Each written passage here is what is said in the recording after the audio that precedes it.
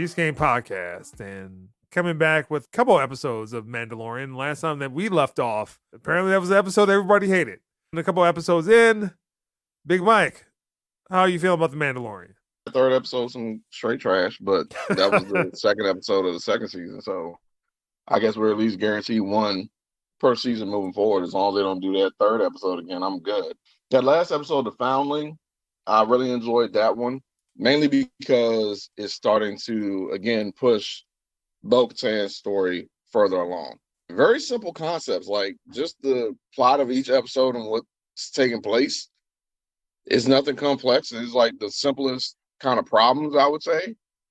I mean, half of it's space creatures, which is on par with Star Wars, but they're like almost like little missions, I guess you could say. But within that, you're seeing where Bo-Katan thought her way was right, then John and everyone else's way was archaic and old, and why are you still doing the BS that y'all are doing? The eye roll every time. Yeah, and now that she's been around them more, she's starting to see how, okay, their way really isn't that bad. All right, wait a minute. What about the way I've been doing things? Because look at the situation that she's in. All her people are scattered throughout the galaxy. She doesn't have Darksaber anymore. She's sitting there at home and she's by her damn self, and then that got blown up. Like, she has no one. She's all alone now. Yet, this small clan of people who believe this way that she doesn't agree with are tight-knit. They're raising foundlings. They're still moving forward in their beliefs. You've got someone like Din Djarin who has Grogu, has basically adopted it. Hey, like, that's my kid. That's my foundling. I'm going to raise him. And no matter what happens, you never see his beliefs wane. I mean, hell, he took his helmet off, was told he was exiled, and said, if I bathe in the waters, I'm good, right? And what do you think he did? All right, I'm off the Mandalore because I got to get right. And went and did what he had to do. And Bo-Katan sees, so dedicated to this, all of them are, that now you're starting to see where she's starting to shift and change. The other good part about the episode was, actually, I'll say this season, they give you little snippets of Grogu. It's not like it was overdone in the first two seasons where it was like, we're trying to sell toys and get kids on board. Like, these episodes this season, you get little tidbits of Grogu each one. The good thing about that episode was they showed you, okay, he was there when Order 66 happened. You see how he escaped. And you see the trauma that it caused on him when the armor is working and the sound of the tool hitting the Beskar kind of like triggered his memory. And it was like, oh, okay, so now you see where he was. And then now that forced me to question. So when Luke gave him the choice of being a Jedi or taking the chain link Beskar and going back to Din Djarin, if that's part of the reason why he was like, yeah, bump that. I was with the Jedi. And I see how this turned out. Like, I'm going over there with him because he's made sure nothing's happened to me. Things that they're putting in, it keeps you locked in for one. Again, like Keith had pointed out, originally I think we all thought of the Mandalorian as just Din Djarin, and now this season is more so, no, it's not just Din Djarin, it's about Mandalorians, period. And this season is really more about Bo-Katan and furthering her story, because if you go back and watch Clone Wars and like where she's been in the animated stuff, they're literally like smooth continuation of all this going through live action. And it's been cool because if you see they can do that with that, then you know Ahsoka's going to be good. It proves the point that Favreau and Filoni made to Kathleen Kennedy a long time ago. Yeah, you don't necessarily have to focus on Skywalkers all the time. Nope. Look at the shit ton of original content that we've never really put out there correctly that we could put out there and that works. You don't have to create this whole new thing of because you just want to get away from that. That's the dumbest shit in the world. Why would you do that? Because clearly all these old lore and characters clearly works. Well, Keith always says that always seems to be concerned about that maybe 30-year period, that Skywalker phase of Star Wars, that they can't really deviate from that for whatever reason. So many other stories and characters in that expanded universe that they kind of threw away once they started the whole Rey trilogy, that you have all those elements for potential. I know they were trying to do the High Republic and some other stuff that never really worked, but you have characters that you can explore. Obi-Wan, Luke Skywalker, Leia, Han Solo, or anybody related to them, or that chick from Obi-Wan. But you have those characters that you can pull from, and they just seem like under Kathleen Kennedy's watch, everything had to be. I mean, Rogue One is still about the Death Star, so still that same time frame. Solo, still that same time frame. I don't want to go into too many details about the new episode if people haven't seen it yet, only because I don't want to spoil anything. I will say this. It is 100% Mando shit. Yeah. It's Mando's, this one. This is the way. Absolutely. But, so there's another twist of the Bo-Katan storyline that's kind of cool because it involves the armor. The only thing I'll say is the seeing things differently is now going two sides. But the whole story is further along this whole Mandalorian thing. You have to watch the new episode. Like, I don't understand why Matt made the comment other than either he's joking or he didn't feel well or he wasn't paying attention. I would assume that from Matt's perspective is that he's expecting everything to be about the Mandalorian and kind of that first season type of Mandalorian focus. Maybe that might be what he's looking for. No, because this episode is about the Mandalorian. This episode literally is Din Djarin. Everybody else kind of rallies behind him, so to speak. It furthers Mandalorians, and it brings back the whole thing of Mandalore. I guess it's the best way I could put it without spoiling anything. The episode itself, there's a situation, Mando shit. Din Djarin, Bo-Katan, the clan, it's Mando shit. That's what all day. The episode is on par with 1, 2, and even the Foundling. Like, I don't see why the Matt thing threw me off when I watched it. I literally was sitting there like, all right, Matt had to have been joking and trying to be funny. I don't see how you don't like this episode. The character from 3 shows up, and the episode was so good it didn't even bother me. It was a good episode. But we'll talk about it more when everybody else sees it, because I like to see Keith's perspective and what he thinks about what ends up happening. Because last episode was what, episode 6 or was it 5? I guess it would have been 5 because you talked about that one episode. It was a bullshit one. 4 was the Foundling. Yeah, so this was episode 5. Yeah. So based on what just happened, 6, 7, and 8 should be, yeah. Is it 8 episodes or 10 episodes this season? Okay. Still 8. Unfortunately. I would love if they at least gave us 10, but I think it's still 8. The events of this episode, 6, 7, and 8 should be straight fire. Maybe not 6, but 7 and 8, yeah. Good to go. And there is a cameo in this episode from an upcoming series. So that's the most I can tell you. No shit. All right, and let's definitely check that shit out though. I gotta say the casting for Katie Sackhoff for Bo-Katan, I think that's everything. Because she's got this way of quiet competence. Like, you know, she will fuck shit up when she walks in the room. She's got this swagger that just like, you can just tell even when she's got the helmet on. Just like everybody is, but she can act through the armor and through the helmet extremely well. Her damn casting for this was like spot on. I don't think anybody else could have really done it justice.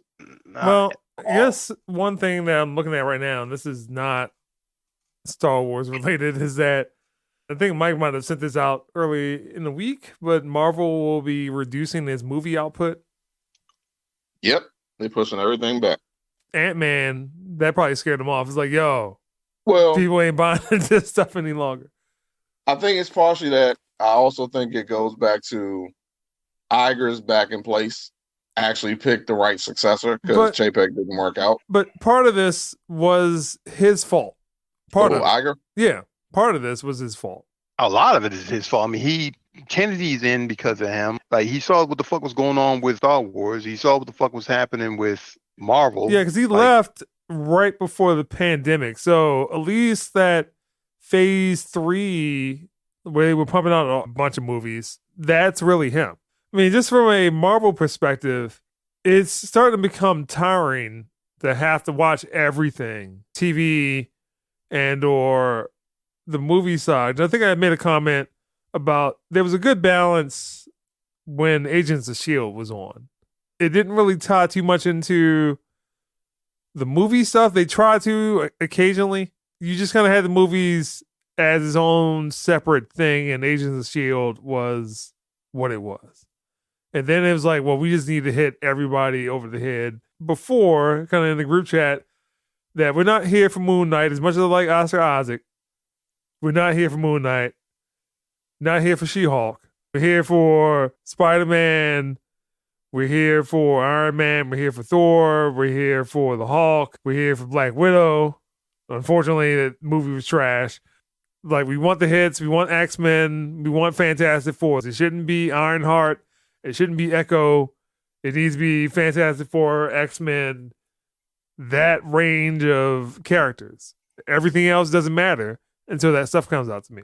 At this point, if they're slowing down, you might not get that to like 2028. Well, no, the other problem is like focus got shifted Disney Plus content and doing what they did for the Infinity Saga that Marvel did and include Disney Plus into that. The problem is that it doesn't make any goddamn sense in the world how Disney, who owns what, 4 fucking movie studios? At least 4 of the major ones, yeah. They own like 4 major movie studios.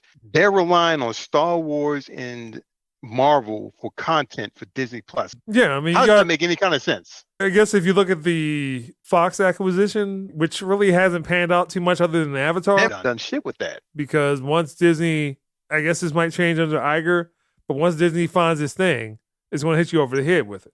I mean, unfortunately, it was like the Marvel stuff was pulling in money, rode the wave, and it's like right now you're kind of in a valley because you've flooded the market with the one thing that was interesting.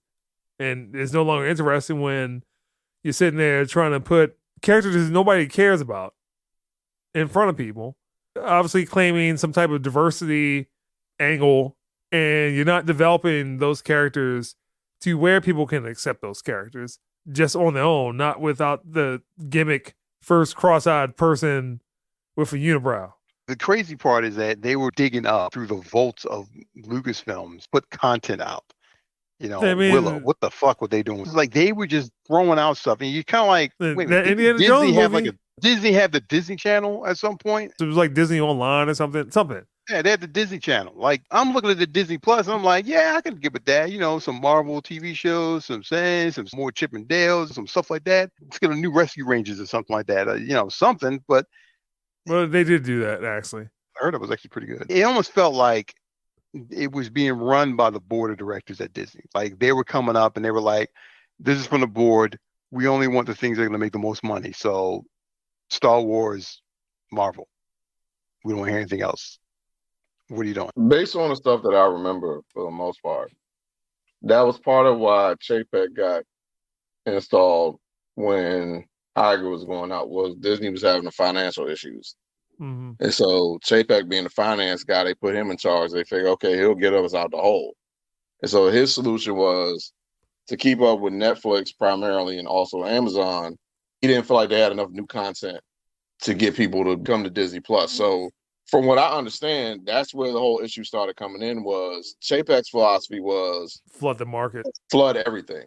Disney Plus just has to have a shitload of content. Don't really care what it is, how it is, whatever. Just make sure it's on there. Iger's basically come in and said, "Okay, bump that. Hate to beat a dead horse, but I always go back to that Black Widow decision because I told you, Feige, when he had control, he was that fast on Black Widow's going out in theaters. We're not putting on streaming. Chapek was the one that overstepped him and said, bump that. We need something. You're going to put it on streaming. That's what it is." And when shit went left, like I said, Chapek was the one who was like, "Oh, fuck Scarlet, sewer."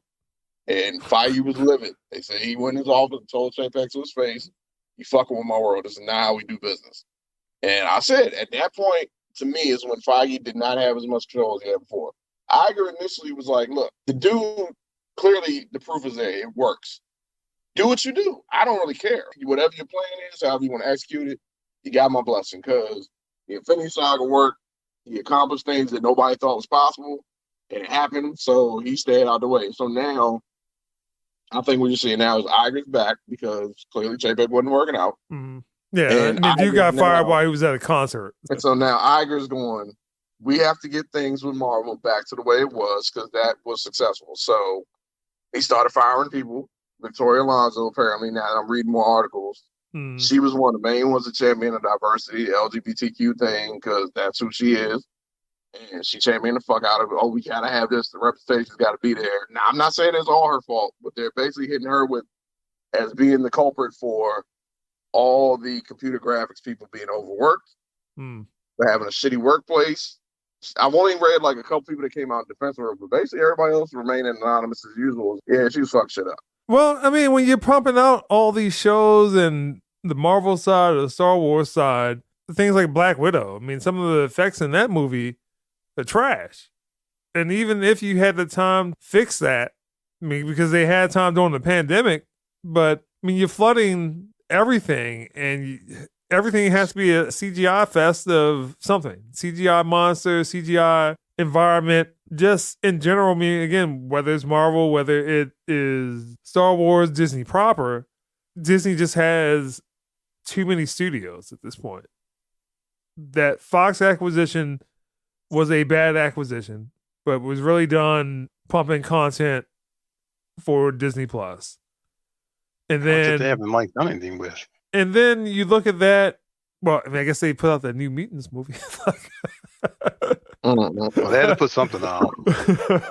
This had been done like 5 years earlier. We'd have been had our Fantastic. She would have played out a lot differently with. I mean, again, the Blade movie is pretty indicative of the problems that Disney had. That movie was announced at the same time as Thor: Love and Thunder, and like Loki and like all the TV stuff. Guess you might get it at this point. I mean, if they're kind of slowing down with that. Lindo was on Late Night with James Corden, and he brought up Blade because apparently he just got cast in it. Yeah, I saw something about that. I think you said about it, and he just said, "Yeah, he's read the script as it is so far. They're still working on it, but he said as far as he knows, I mean, it is going to happen. He's not saying who he is yet. People are already screaming out names who they thought he was, and he didn't respond to anything. He's like, I mean, fuck, it's Marvel. I can't tell you nothing, but." Right now, everything's still green lit and it's going to happen. Like, it's probably going to happen, but when is it going to come out? Well, that's it. Like I said, Iger's pushed everything back from the shows and everything. The only thing that I will say this week that kind of surprised me a little bit, Vincent D'Onofrio had an interview, and they were asking him about the difference from Daredevil on Disney versus from Netflix. Pointed out that with the Netflix show, he said, along with the physical violence, there was some psychological, mental violence there. And he was like, but I will tell you that so far from what they've shot, it's still pretty violent. And I was shocked. First, I was shocked that they said 20 plus episodes. But then I was like, after the whole She-Hulk bit with Daredevil smashing her and then whatever else, I was like, I do not like the way this is going to go. I know Bernthal said he wouldn't come back as Punisher if they watered it down, but he came back. We might get a little glimpse of something that's decent. But when D'Onofrio came out and said what he said, I was really shocked. I even had to look at the calendar like, this is an April Fool's joke, but it wasn't April yet. So, well, I mean, Disney has to pivot because taking that safe route with a lot of movies, and you're competing against movies that do that. So if you look at John Wick and The Punisher, if Disney doesn't take that route that John Wick does, or that The Punisher has already been doing with the Netflix shows, that will destroy the Punisher future use. Like, you can't just bring him up in the movie, kind of what they did to Daredevil. They wound up changing the suit and then turning him into a joke. Already kind of ruined that character. So unless you pivot again and then you have this big tonal change, Daredevil being that Netflix level character again, it just seems like Disney has a couple of different problems. So one problem is that they just wound up putting people into a vacuum. So they wound up getting all the talent. Any show that's hot, they want those people. So it was the Game of Thrones people for Star Wars and Marvel at some point. So they had to get those. They had to get the directors. You bring the directors on board. They're stuck in development for like 2 years before the movie comes out. Then they already planned another sequel. So those directors are already taken out of the mix. So you don't get other movies that should be naturally developed. The other problem is just that the content side of things, that they weren't necessarily putting out the best things that should be focused on. I mean, again, I talk about Moon Knight. I am an Oscar Isaac fanboy. Why is he even in that?